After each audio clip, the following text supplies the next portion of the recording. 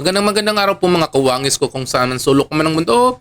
Ito ang inyong lingkod, Anton Olson. Bago po natin panoorin po ang mga revelasyon at mga nakakagimbal na mga revelasyon ng 18 Marines tungkol sa mga malitang pera na tananggap ni Trillanes at may tunggun din si Trillanes tungkol sa mga 18 Marines na talagang mangiyak-ngiyak sa galit si Trillanes. Sa mga hindi pa niya nakasubscribe, please subscribe my channel. At i-like ng aking mga videos. Ito, wala nang patumpik-tumpik. Ito na po yung video na tumanggap ng malitang pera si Trilliling. December of 2023. At bago mag-December 2023 ay inutusan sila na magpapalit ng peso to dollars.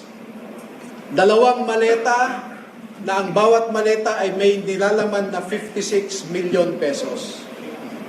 Kaya nakapagpalit sila ng equivalent to 2 million dollars. At ang sabi ng mga executive assistants ni Ginoong Saldico ay pinaghahandaan daw nila ang pagdating ng foreigners. At kalaunan ay nakilala ng mga ito na ang foreigners na binabanggit ay mga ICC investigators. At nakapaloob dito na ang ginawa nila ay mag-interview ng mga witnesses na ipinapaarating sa kanila ni Sunny Trillanes. Wala silang ibang in-interview na mga witnesses kundi ang mga tao lamang na pinapadala ni Sunny Trillanes. At ibinigay kay Sunny Trillanes ang pondo para sa pag-asikaso sa mga ICC investigators na ito.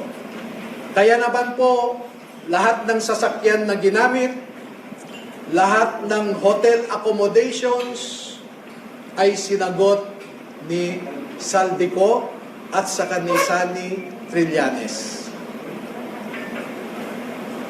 Napansin din po nila na lahat ng mga pag-interview ng ICC investigators. O ayan, malinaw pa sa sabaw, di ba? Ang dami nila daw, di ba 18 sila lahat ng mga ex-marine. Nakasamahan nila din si Gutesa, di ba? Nakasama pala sila sa malawakang pagdadala ng mga malita at mga anomaly sa nangyayari sa gobyerno. Di ba? Lupit. Ito, panoorin po natin si Trillanes. Ang lupit. Galit na galit ang kanyang sagot ito sa mga ex-marine na nagsiwalat o nagbigay ng revelasyon tungkol sa mga malita na dawit pala siya. Kaya pala ngaw siya nangangaw si Trillanes.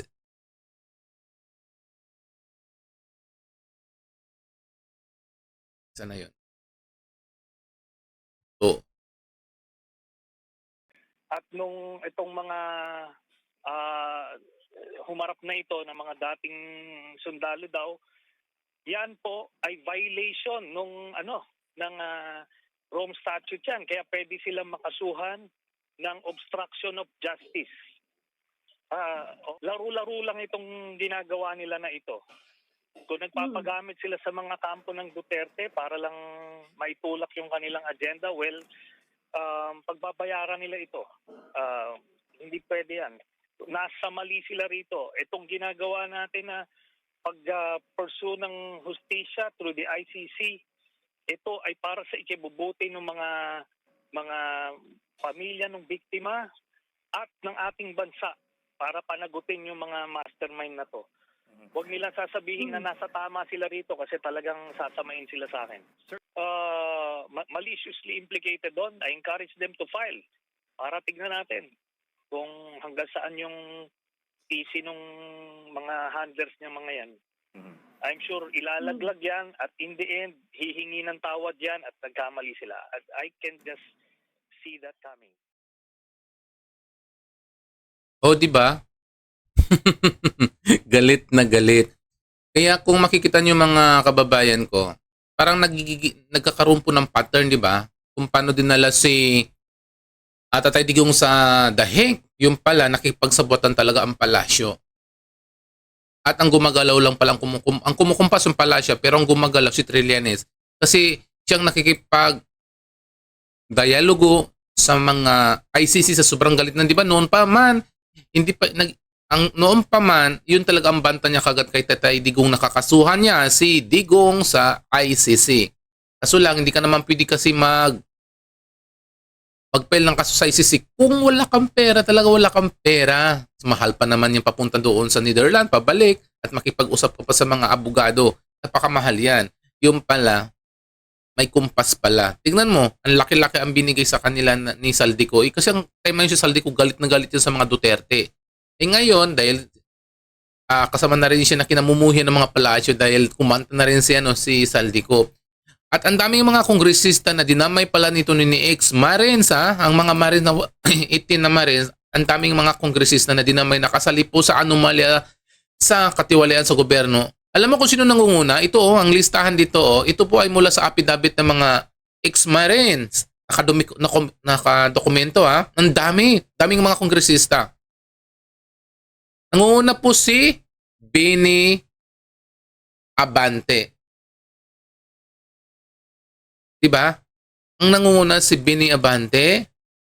Pangalawa si Adyong. Pangatlo si Alvarez. Si Juju Ang. Si Jolene Baro. Ang iba hindi ko kilala. Ito ang mga kilala sasabihin ko sa inyo. Basta ang daming mga kongresista. Si Is Barbers, si Arlene Brosas, at si Franz Castro. Tumanggap pala yan. Nakadokumento yan. Si Laila de Lima, si Dan Fernandez, hindi na to kongresista, di ba? Hindi na to nanulo. Kaya mga ungaw to si Janet Garin.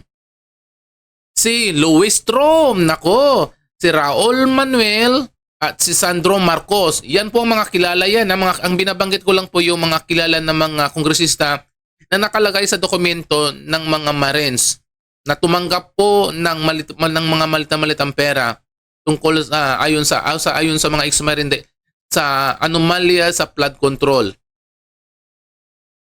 Ito pa yung mga kilala ko dito. Si Laila de Lima. Nako. Ito rin mga ungaw to. Si Ortega, si Paulo Ortega, mga ungaw. Lalong-lalo pa to si Joseph Paduano. Nako, kaya pala sila. Ito pa si Stella Kimbo. Nako. Tapos si Martin Romualdez, yan po yung talagang bida-bida dyan. Si Suarez at si Erwin Tolpo kasama rin pala dyan sa nabigyan po ng mga pera sa flood control. Kaya pala lahat po sila na umangaw-ngaw. Nakalimutan ko pala, pati si Joel Chua.